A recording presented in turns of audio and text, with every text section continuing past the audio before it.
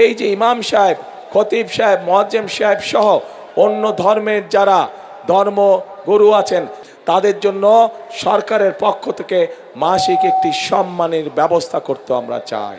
আমাদের ছেলে মেয়েদের মধ্যে থেকে আমরা ক্রীড়াবিদ তৈরি করতে চাই।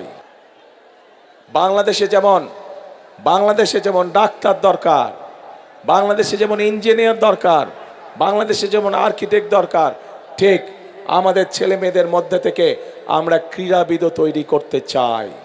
এবং সেই জন্যই যেই ছেলে বা যেই মেয়ে যেই খেলায় ভালো তাদেরকে আমরা খুঁজে খুঁজে বের করে আনতে চাই এবং বের করে নিয়ে এসে তাকে আমরা সেই খেলায় ট্রেনিং দিতে চাই যেই খেলায় সে ভালো, যাতে করে সে শুধু আন্তর্জাতিক নয়,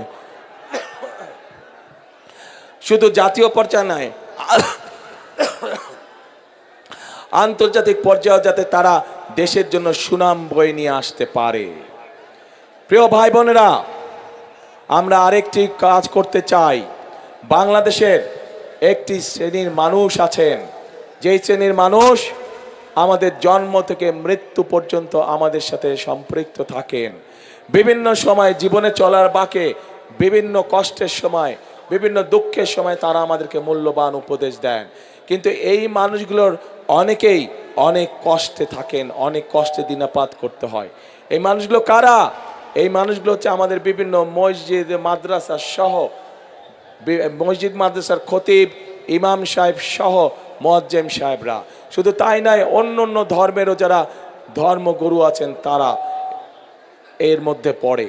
আমরা চাই এই যে ইমাম সাহেব, খতিব সাহেব, মুয়াজ্জিম সাহেব সহ অন্য ধর্মের যারা ধর্মগুরু আছেন তাদের পাশে সহযোগিতার হাত বাড়িয়ে দিতে, তাদের জন্য সরকারের পক্ষ থেকে মাসিক একটি সম্মানের ব্যবস্থা করতে আমরা চাই।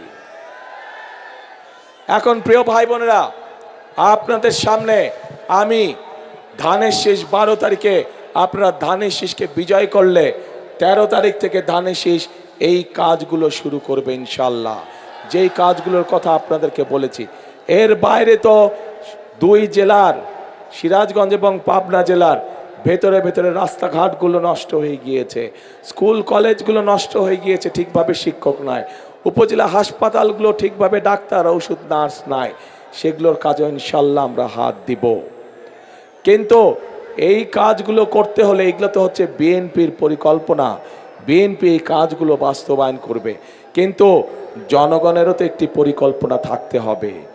আমি আপনাদের কাছে জানতে চাই, আপনাদের কি পরিকল্পনা ভাই? হ্যাঁ, আপনাদের কি পরিকল্পনা? ধানের শীষে ভোট? আচ্ছা, এই যে আমার বরাবর আছেন ভাই বোনেরা, আপনাদের কি পরিকল্পনা? ধানের শীষে ভোট। আচ্ছা, আমার বাম দিকে যারা আছেন আপনাদের কি পরিকল্পনা? ধানের শীষে ভোট। আলহামদুলিল্লাহ, কালকে সারা মাঠের সব মানুষের পরিকল্পনা ধানের শীষে ভোট। ইনশাল্লাহ ধানের শীষে ভোট দিব আমরা এবং দেশ গঠনের কাজে হাত দিব আমরা প্রিয় ভাই বোনেরা। কারণ দেশ আমাদেরকে অনেক দিয়েছে। এই দেশের জন্য 1971 সালে লক্ষ শহীদ জীবন উৎসর্গ করেছে এই দেশের স্বাধীনতা অর্জন করার জন্য। 2024 সালের 5ই আগস্ট, জুলাই মাসে বহু মানুষ নিজের জীবন উৎসর্গ করেছে সেই স্বাধীনতাকে রক্ষা করার জন্য। আমরা একবার স্বাধীনতা রক্ষা করেছি, পরবর্তীতে আমরা সেই অর্জন করেছি স্বাধীনতা 71 সালে, 2024 সালে আমরা সেই স্বাধীনতাকে রক্ষা করেছি। এখন আমাদের সেই স্বাধীনতাকে প্রিয় ভাই বোনেরা অর্থবহ করে তুলতে হবে। কার জন্য অর্থবহ করে তুলতে হবে? বাংলাদেশের মানুষের জন্য আমাদেরকে অর্থবহ করে তুলতে হবে। প্রিয় ভাই বোনেরা, এই যে আপনারা লক্ষ লক্ষ মানুষ যে আজ এখানে একত্রিত হয়েছেন, আজ আপনাদের সামনে দাঁড়িয়ে আমি হয়তো প্রতিপক্ষ সম্পর্কে অনেক কথা বলতে পারতাম, আপনারাও হয়তো জোরে জোরে হাততালি দিতেন, কিন্তু তাতে কি আপনাদের কোনো লাভ হতো? লাভ হতো না।